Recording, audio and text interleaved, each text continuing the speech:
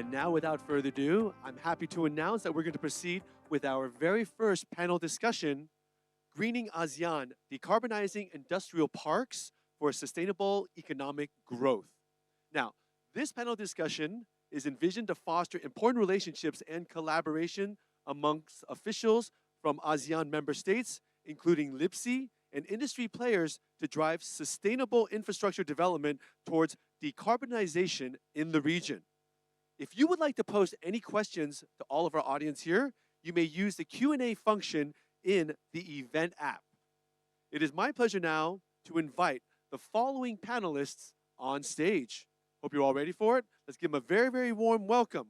First, please help me welcome Mr. Ark Boon, CEO of Urban Sembcorp Industries.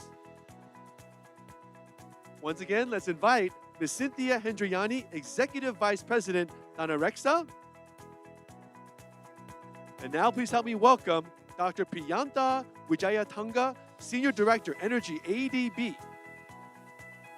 And last, but certainly not least, please help me welcome Dr. Zulfikar Yurnaidi, Head of Energy Modeling Policy and Planning Department, ASEAN Center for Energy.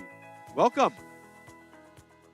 And now I would like to invite our moderator, Ms. Lynn Tho, Partner and ASEAN Infrastructure Advisory Leader, Ernst & Young, to moderate this panel discussion. Yeah, sure. Welcome. Hi, Ms. Tho, it's all yours. That's awesome. Thank you. Oh, my mic's on. Hello. It's a hot mic. Morning, everyone. Would you like to sit? Okay.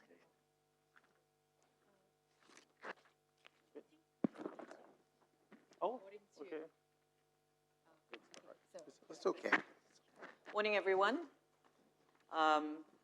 It's always exciting being the first panel because you're still awake before after breakfast, and also some of the topics that we've talked about is I think we can do a little bit of a deep dive into the session. So again, with introductions, thank you very much for your attendance, Mr. Wong, LIPSI Chair Pedro was here, and Lavan. Thank you very much for your opening, and of course Ark Boon and Ibu Cynthia.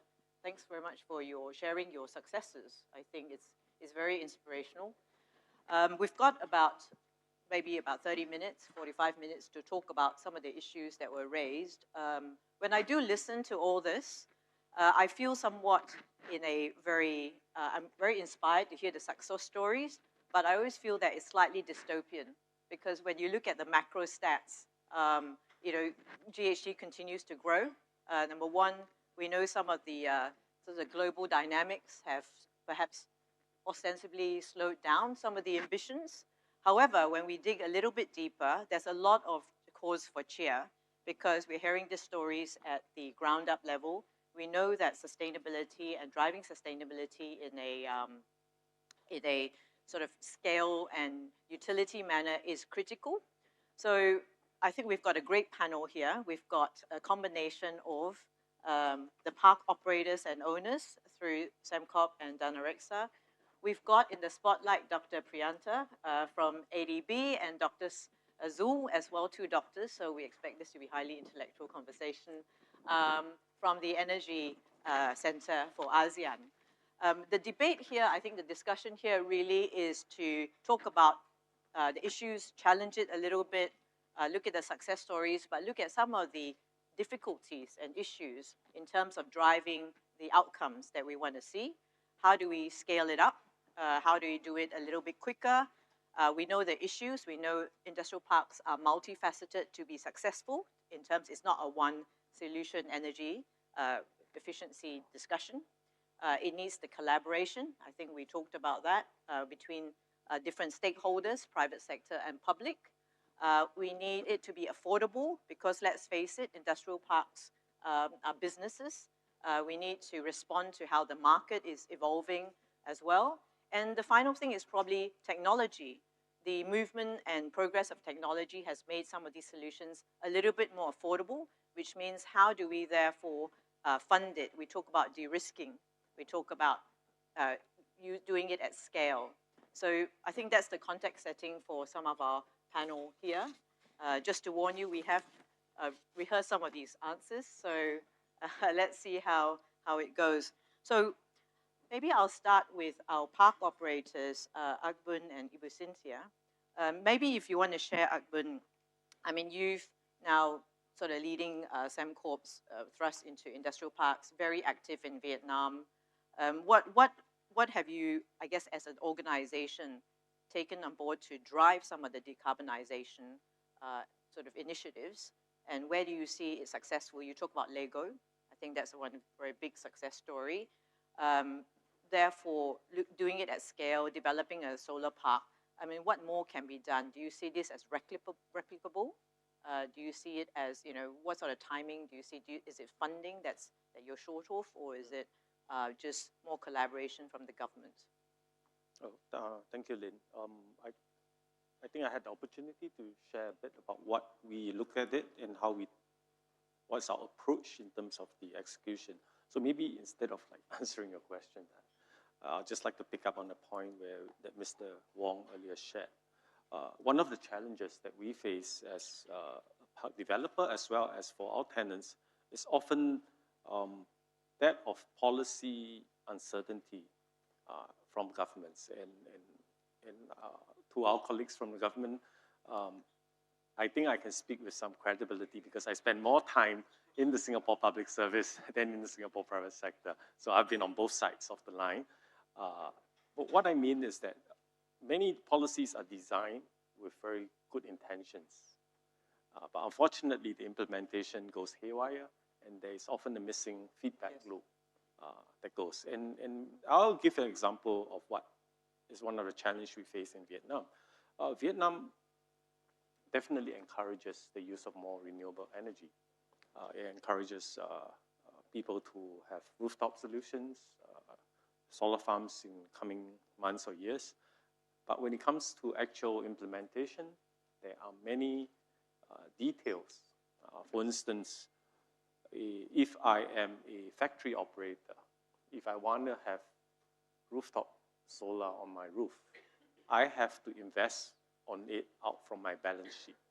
I cannot find someone to do the CAPEX, to do the OPEX, and then to, and I just pay sort of like on a lease basis for the cleaner energy. So there's certain aspects of the policies that are contradictory to the overall intent.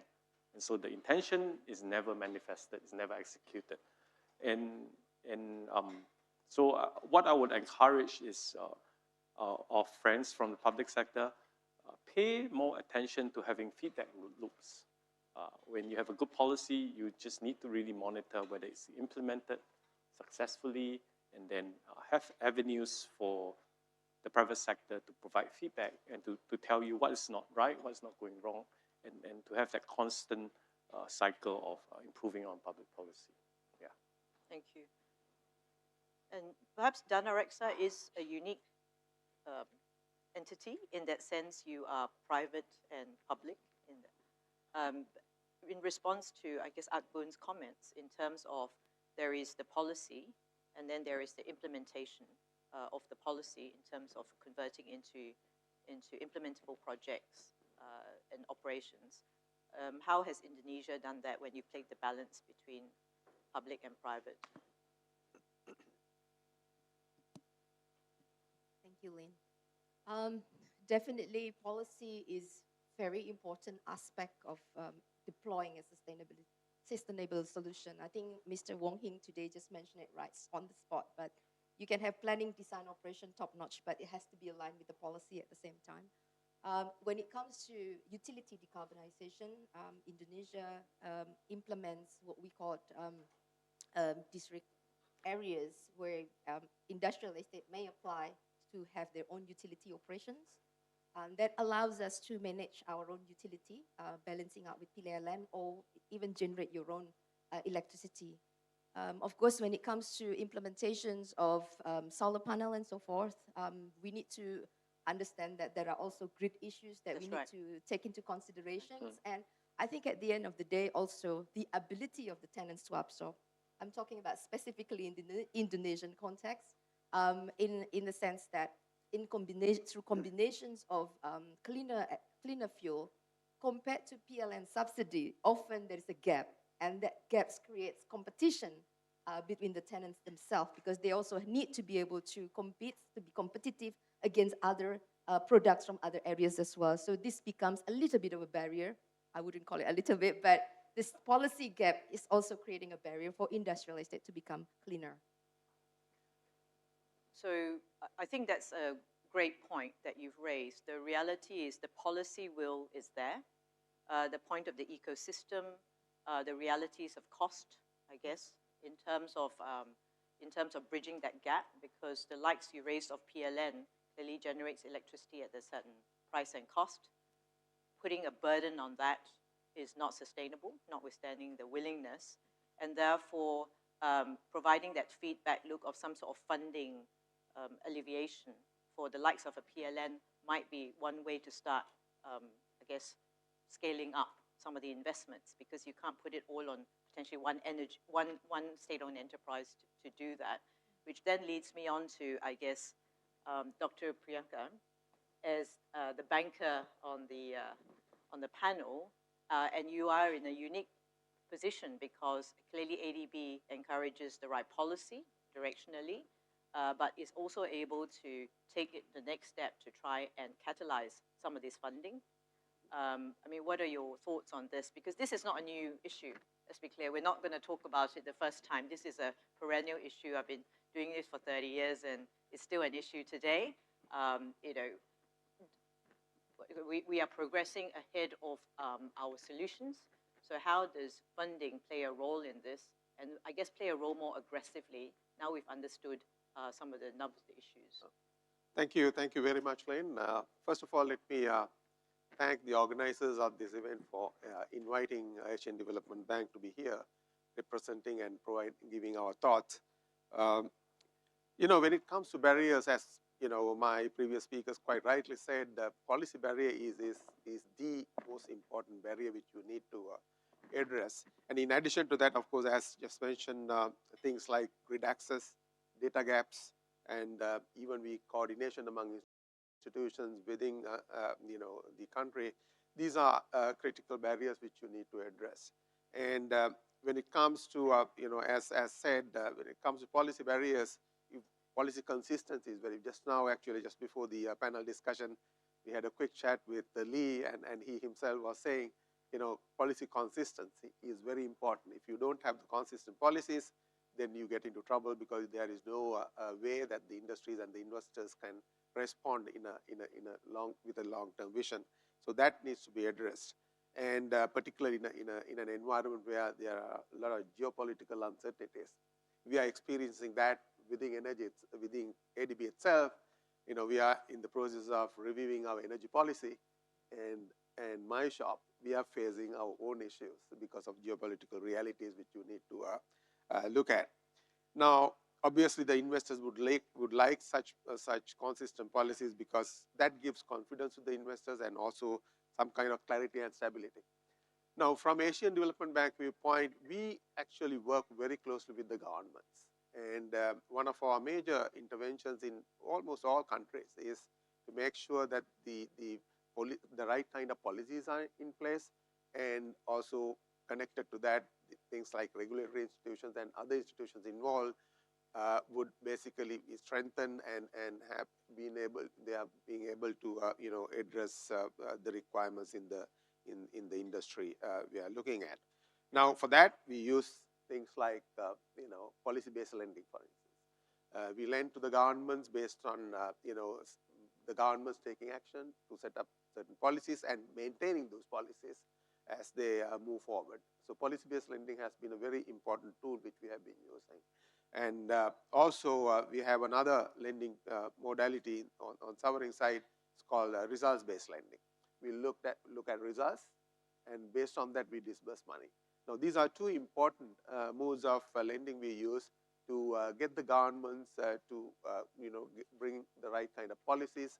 And along with it, usually we provide technical assistance also to the governments to make sure that these policies you know, are developed and the necessary institutions are strengthened to maintain these policies and you know, help the industries.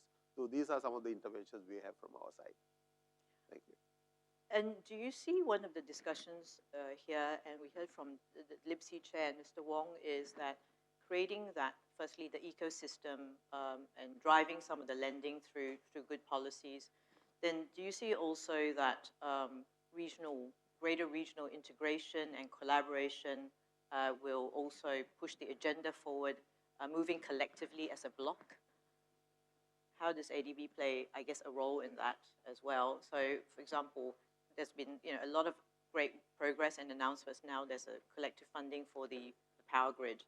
Can we look at something a little bit more innovative in terms of catalyzing industrial parks, in terms of new tech, creating a market demand for it, or do you see it as still a country-by-country activity? No, I mean, in our agenda, regional cooperation has been playing a very important role right throughout. If you look at Strategy 2020 or Strategy 2030, both ADB strategies and regional cooperation has been emphasized over and over again. As you probably know, we have several regional cooperation programs in place in this region, GMS, Greater Mekong Sub-Region Economic Cooperation. Then we have South Asia, SASEC. Then we have Central and West Asia, CAREC. And now the most recent is APG. Actually, we have a very focused regional cooperation on developing ASEAN power grid. And along with it, of course, we have already looked at with the World Bank setting up a financing facility, basically to support where we can bring concessionary financing and grant financing and philanthropic money to support ASEAN power grid. So regional cooperation definitely plays a very important role, not only when it comes to infrastructure development, but also sharing knowledge, sharing experiences, lessons, and also not to reinvent the wheel in individual countries, but to learn from each other. And that's very important when it comes to regional cooperation. So regional cooperation plays a very important and a central role. And from our side, we have our regional cooperation program supporting it, not only in terms of technical assistance, but also in putting in investment financing, not only from sovereign side, but also from private sector side. Yes. We have, as you know, we have a private sector window, and Jackie has been a big promoter of bringing in, leveraging a lot of private sector money, using ADB sovereign dollars, and that has been very much catalyzing the overall development in the region. Thank you. So I'd like to then put it back to the park owners and operators. Are you seeing this flood of money being used in terms of a tangible way when you put your investment case forward? And according to Dr. Priyantha, there's a lot of money, there's a lot of regional cooperation. How has this supported you on your day-to-day decision-making, and how are your planning purposes? You want to take that question first? Well, I think the availability of more cheaper long-term loans definitely do help. But fundamentally, as a park developer, I think we also have to make a choice. We do not want to compete at the lowest space. So we make a conscious choice to invest out of our own balance sheet, to put in the green infrastructure, to put in more sustainable shared common facilities. And in doing so, we actually segregate the customers. If a customer is coming in to my park and says, I want cheap power, cheap land, then my answer is, unfortunately, our parks are not the right parks for you. Exactly. It's good that government subsidies and grants are there, but can they be there for the very long term? Eventually, if we think about it, government grants have to be funded. They are funded by income taxes or some form of corporate tax. So it comes back to the consumers. So you might as well price it right through carbon taxes or pricing the energy right, taking into consideration that it is, at this point in time, more expensive, but over time with technology, you get cheaper. And so at Sembcorp, what we do is not that we are pitching ourselves at the highest end, but we definitely are not at the lowest. We want to position ourselves as a premium product and we want to work with tenants who are producing sustainable products and services. And these are the right tenants that we want in our parks. And these are not the people that are producing cheapest products around the world. These are good products. They're produced sustainably. The quality is there. In fact, the labor is not the cheapest that you can find. Because if you're going to find the cheapest label, again, that's not the parks that we want, because we do want the communities to be able to uplift the standards of living, and it means that wages have to be way above minimum wage in the country or in the province. And so for us, we have taken a clear choice that we want to be on the premium side. And in doing so, we may have a smaller group of customers, but we think this is a much more sustainable, because it's not a race to the bottom, but it's a constant product, and we are competing in a blue ocean rather than a sea. So to us, we would rather be very clear, and that then requires for our investors to have a lot of faith in us to deliver the medium to long-term outcomes. And even though in the short term it may not seem to make very much sense. So as a business owner, you make commercial decisions. You're looking at the market, you're looking at your cost structure, and you're bringing the, I guess, the FDI in that sense. So I'll put it to the public sector. How do you scale that up? Because as businesses make that decision on a project-by-project basis, we're looking at greater jobs, greater FDI. How do you scale that up? And maybe I'll put it to Dr. Zul, because a lot of it is knowledge and awareness building. The more the government plays a role, and there are a number of ways to play it. It's not necessarily direct tax grants and all that, because there is a cost to it, but putting more innovation, but importantly, understanding the value add to the economy so that the decisions can be made in an informed manner. And as governments look longer term, like on impact and connectivity, the value is there. So it's not just a burden on the taxpayers, but it's driving the economy through jobs. I guess in terms of your data sharing, your knowledge, your putting the stakeholders in an informed position, how do you see that moving the needle forward? Maybe also just to share that we actually just finished the ministerial meeting 2 weeks ago in Kuala Lumpur, and as well as the ASEAN summit last week. And I think in all these sectors, the ASEAN Center for Energy playing a role in catalyzing all the discussions between the governments from the 10 ASEAN member states. We just recently launched our ASEAN Plan of Action for Energy Cooperations, or the APAIC 2026-2030, in which we take a theme of advancing regional collaborations in securing energy security, accelerating decarbonization for a just and inclusive energy transition. So I bring that forward just to highlight where the ASEAN as a region is moving forward in terms of the energy transition. And it's clearly said there that the role of regional cooperation is there. And as the countries are aiming towards stronger energy transition, but at the same time also want to balance it with inclusive energy transition. So how these energy solutions in renewable energy, in the ASEAN power grid, in energy efficiency can also impact their economy in fighting more FDI and building a stronger industry and supply chain in the region. So I think that's very important, the discussion on that. And I also want to highlight that what you mentioned before, that in terms of the financing, we are working very closely with all partners, including ADB and the World Bank. We also launched the ASEAN Power Grid financing facility also on that meeting. And that actually highlights how when we work as a region, we can bring a stronger demand. So we are 700 million people, we are 4 trillion USD GDPs, we are big.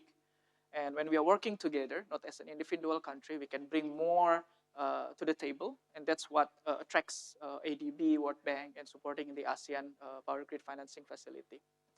Now, when we are discussing about the industrial park and decarbonization, I think you're right in mentioning that sometimes in the discussion on energy efficiency is still not in the front seat. Currently, the ASEAN Power Grid is in the front line of regional energy cooperations. So I think what we can do is how we can connect that with the industrial park, right? Now, the idea of the ASEAN Power Grid is to connect the electricity for the whole ASEAN, especially its clean energy, highlighted by the Laos, Thailand, Malaysia, Singapore Yes. projects, in which Singapore wants to buy the clean energy coming from the Laos. And what drives this need from Singapore is actually coming from the industry, right? Exactly. From the Sembcorp, from the industrial park, that they want to have this clean energy. Now, so how we can connect this initiative of ASEAN Power Grid in the greening and decarbonizing our industry and including the industrial park. So I think that's the homework. I think that's the way forward. So we can also bring these industrial parks not only at the backseat, but also part of the greater decarbonization effort in the ASEAN. And I think that's where the role of knowledge sharing is happening. So we know that in the Vietnam, we have this EIPs working very hard. In the Indonesia, we have initiative like that, the same with Malaysia. So how we can combine all of these 1,000 industrial parks into regional agenda, and then we bring it to our partner with ADB, with World Bank, US, through the RCEP and all of this initiative, and make it have an actual progression moving forward. So again, that's how we see the regional cooperation can play its role. I think that's a very important point you've raised, because if you look at the regional, the talk about the regional cooperation, what does it mean from a business sense? So we know the ASEAN economies are different, you know, Singapore to Laos. So that connectivity where you have demand and you have supply, and having something to catalyze the investments, the policies to connect the two creates a win-win for both. Yep. And that's where I think the policies come in, connectivity comes in, and it's not just talk, because we've been working on the connectivity agenda for the last 3 to 4 years with ASEAN, and we know the challenges, because you have your domestic objectives and you have your regional objectives. Domestic comes first for politics, obviously, and then you have your regional, which in a way comes second, but is instrumental and more so in terms of how the region grows collectively. Why? Because we know with critical mass, you have a little more buying power. So the funding is there, and how do we catalyze the funding? Is creating the market demand. So your point is critical. You have the expertise from the private sector. There's catalyzing in a different way, creating the demand. To your point, I guess I'll come back to, therefore, not just creating demand, but creating, I guess, the solutions. The solutions are very important, whether it's a technical solution that you de-risk, which means that, and I applaud ADB and World Bank and all that, but if I may say here, if we're being recorded, you're not the fastest institution in the world. There is a whole bunch of money out there in terms of different sources. So how do we work more closely together so that everyone fills a gap? In that sense, you have the weight and the policy. The private sector, which are the commercial banks here, have the willingness to do it. Some that we have the likes of the blended financing houses who are now coming of age. You know, how do we collectively, as a government, and I think the stakeholders and the government plays a huge role in this, because private sector is not wanting to not do it. So to your point, Ark Boon and I guess Cynthia, I saw you taking notes. I mean, what are your views on this? Indonesia is going to be a huge recipient of, you know, sort of manufacturing growth. You know, you've seen logistics, connectivity is critical.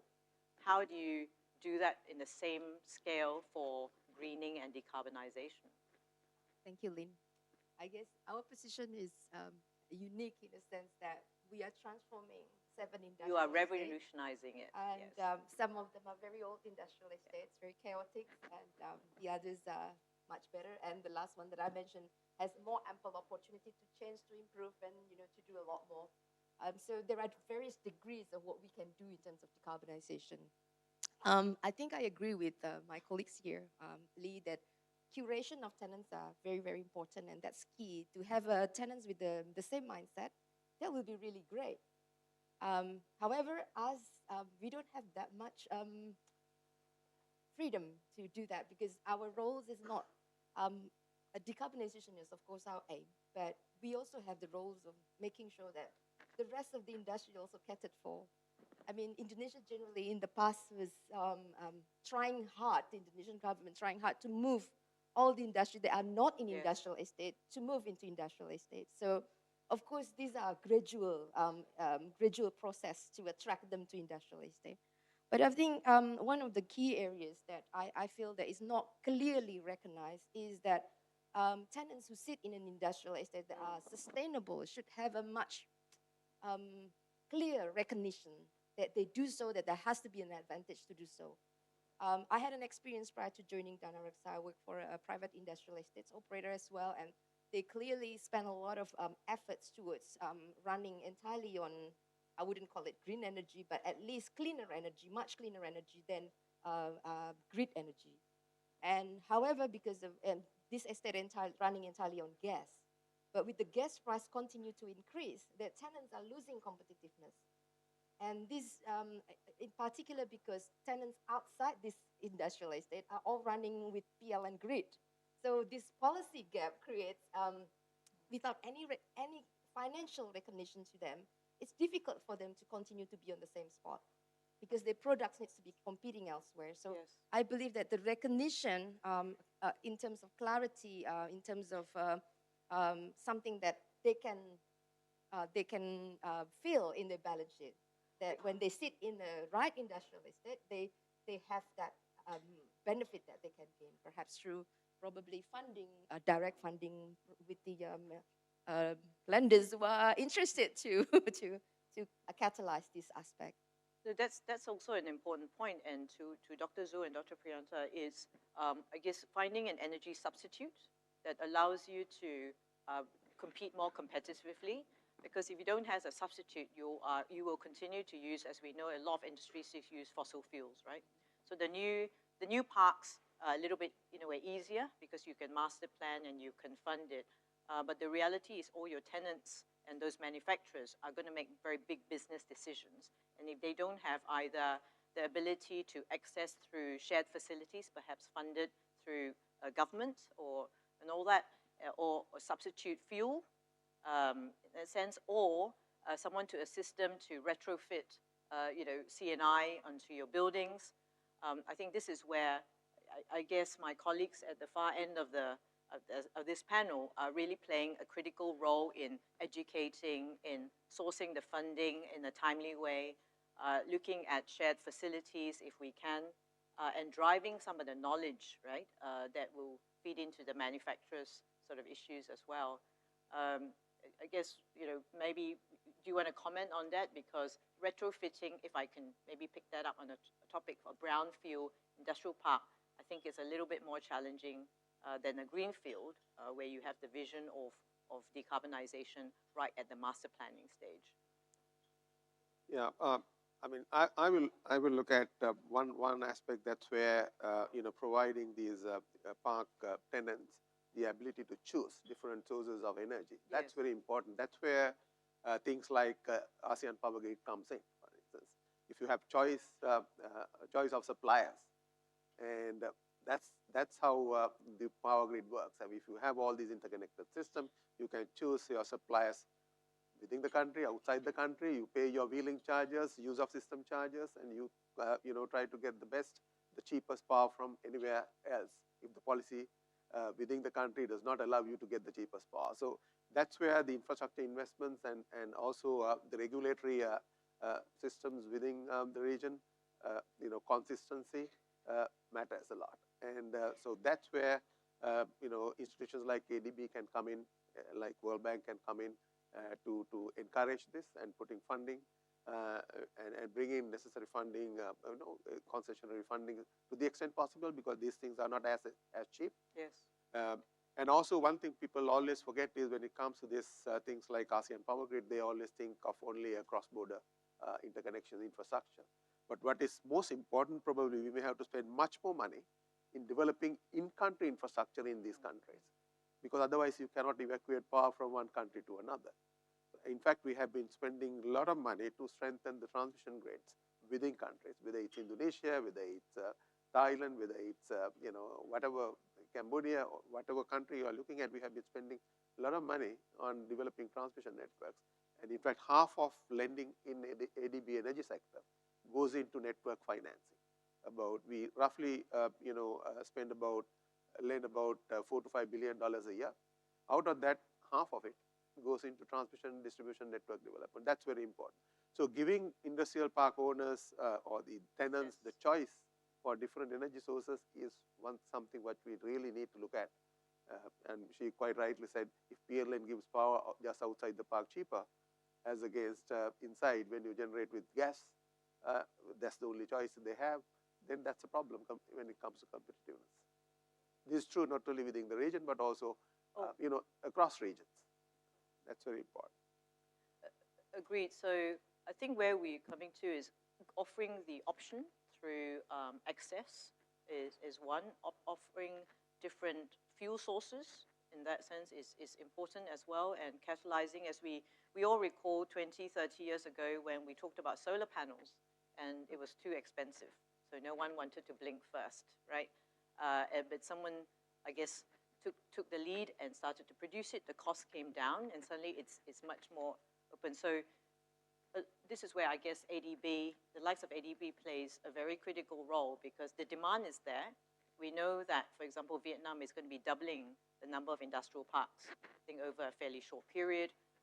In Indonesia as well, we've talked to our clients in Malaysia, everywhere. So everyone is heading in the same direction. But how do you catalyze and provide, I guess, access and at an affordable cost? The reality is we're not going to move that sort of the state-owned agencies in terms of your PLNs, your Tenagas and all that. They will continue to play a role.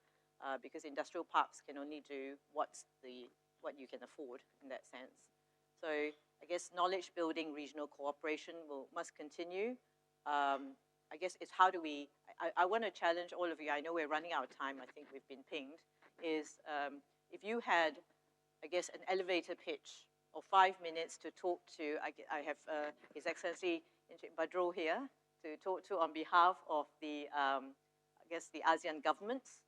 And industry players and policymakers, what would you, I guess, leave them with in a 3 seconds elevator pitch to them? Maybe Ark Boon first. I know you've already said there's a difference between policy and implementation, and what should, I guess, governments focus on in that sense? Maybe I would like to speak to the more appealing to the multilateral financial institutions. I think they've done a really excellent job in providing cheaper loans, longer-term loans. But what we would hope to see is a bit more innovation in terms of dealing with the long-tail risks. So whether it comes in terms of insurance or loss guarantees. Right. Because many of these climate initiatives are very long-tail. You enter into a very long contract, 15, 20 years. Right? And we do know that in our region, sometimes the leaders change the very next moment. So there's a lot of political risk. And if the multilateral institutions can come in to deal with some of the insurance towards the longer tail end, that I think it could be a good win-win because it doesn't require a lot of money, right? It's only when there's a huge contractual problem 15 years down the road, then the thing kicks in. And yet, at the multilateral level, you have much more credibility, much more clout to sit down with governments to say, hey, you guys entered into the contract 10 years ago, you cannot be changing this without compensation, right? And if you address that, then you bring the risk-reward ratio closer towards your risk-free rate, because many of these contracts are entered to with governments, but yet they're priced at a significantly high risk levels simply because it's long tail, and governments here are still improving on their long-term credibility. So it's to both governments and the multilaterals and the different funding sources, whether it's blended or ECAs, de-risk the whole thing. De-risk the long tail, I would say. That's right, and align some of the risks with the returns because they are long tail investments. So that's a key for you. Ask. Yeah. I like to follow up from what... it's all about the money. Yeah, it's all about money. And I believe that, I think Mr. Lee mentioned earlier that we follow the tenants. Infrastructure is built to cater to the tenants. Whenever the tenants come in and we say, okay, we need X megawatts of power and so forth. So we build it for them. So we follow their demands. In a sense that we cannot really overinvest. We need to be able to do things gradually. So investment is largely small but continuous in accordance with the growth of the tenants. Over time, I think when it comes to infrastructure investment, we come across like, oh, we are too small in terms of a ticket size. Yes. So that's not worth pursuing. I think what Mr. Wong mentioned this morning, that is very true.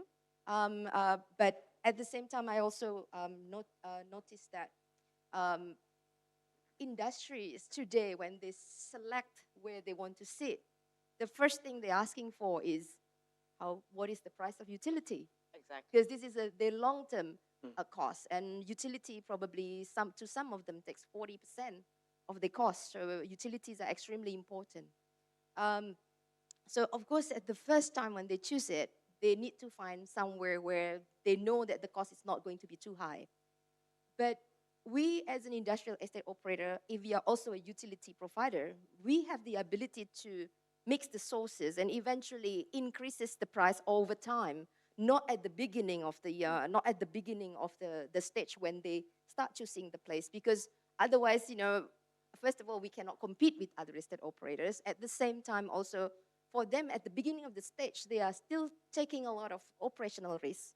So we really cannot, provide them with very expensive utility price. So gradual transformations, I think, is the key, and that requires a continuous strengthening of the investment. So I think the bottom line is, please don't give us a large tickets investment infrastructures, but rather something that we can gradually access. So to summarize on that, I think that's a great point to add on to Ark Boon's point, apart from the fact that financing has to be long tail to allow that transition of prices. Very key is that when you talk to your tenants, where they choose to invest will be where they feel that the costs are most affordable. And therefore, government stakeholders policy providing that is a strong business case. So if FDI comes in and chooses, the fact that you provide all this and your industrial parks have the options makes it a much more attractive place to invest, right? The issue is you can't leave it to the private sector totally, because you can't double your price for the facilities. So someone needs to step in to do that. And there is a long-term business case because you get FDI, you get jobs.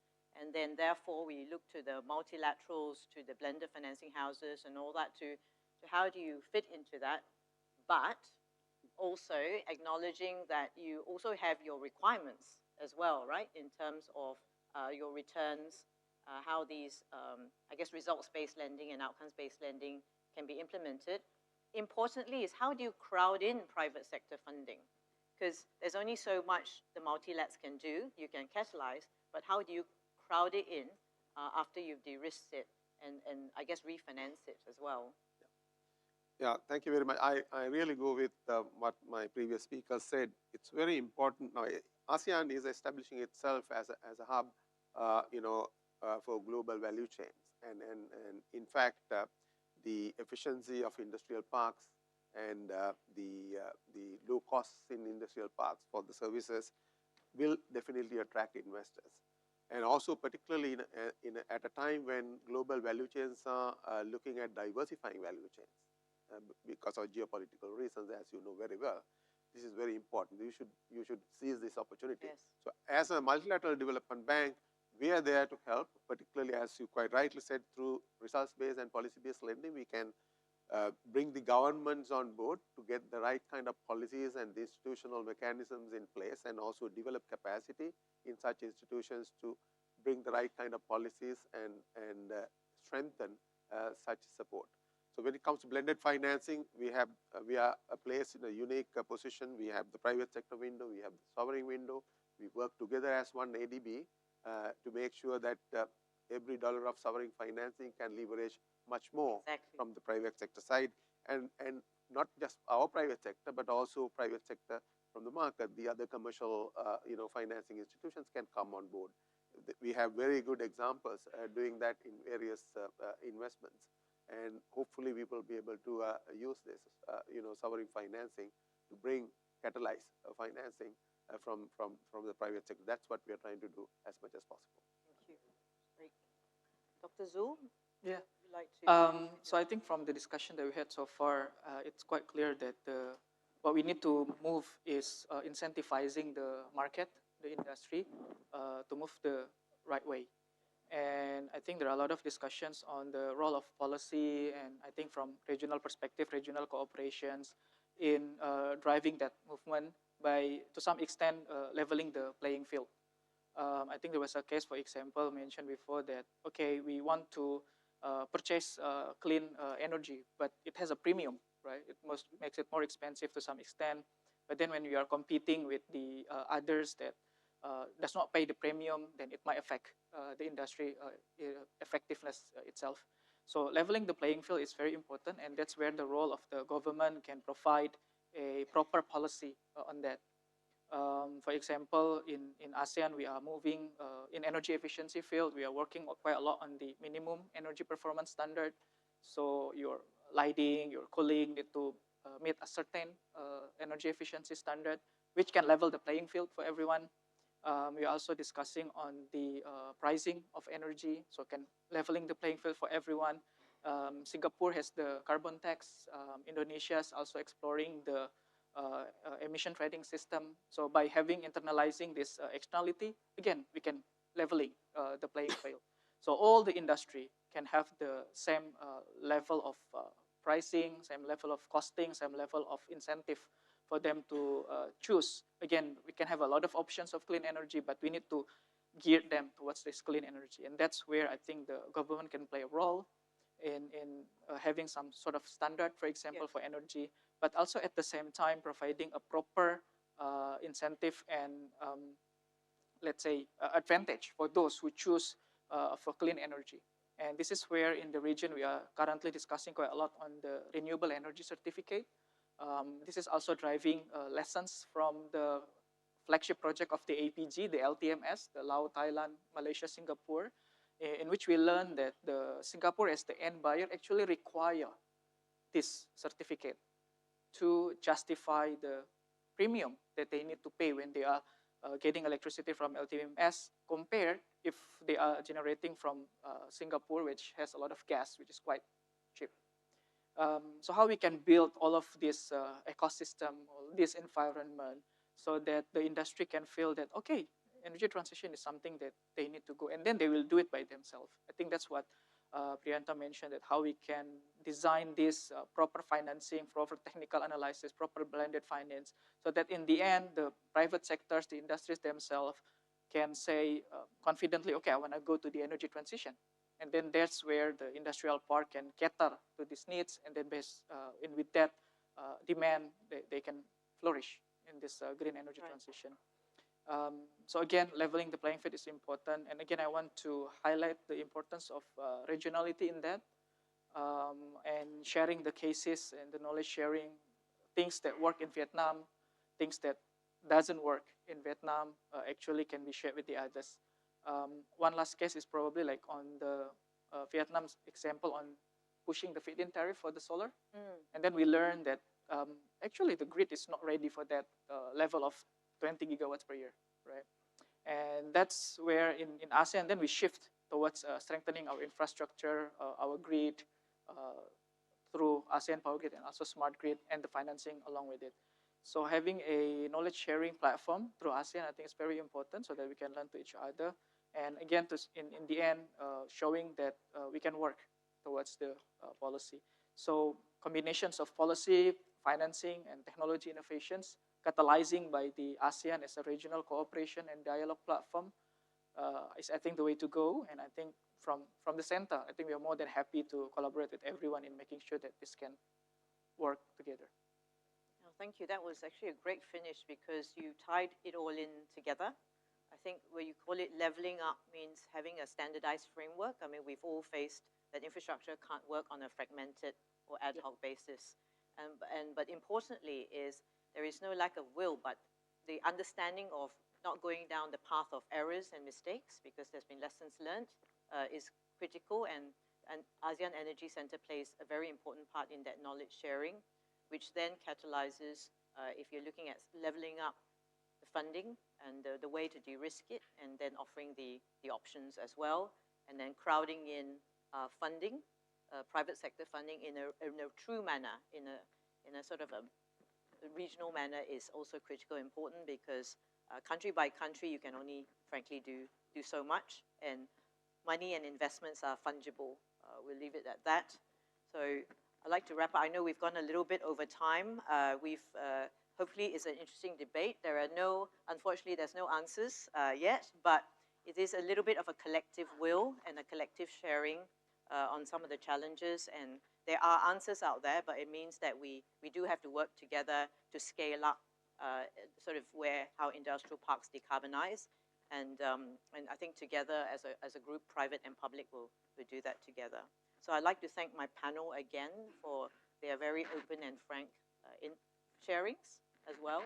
And hopefully this was an interesting panel session. Thank you very much, and thank you for Asia as well. Thank you. We overran.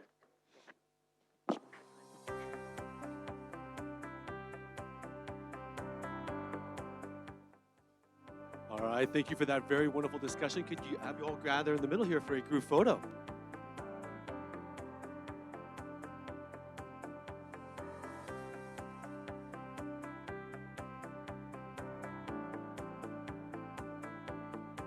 Let's get you all in the center right here.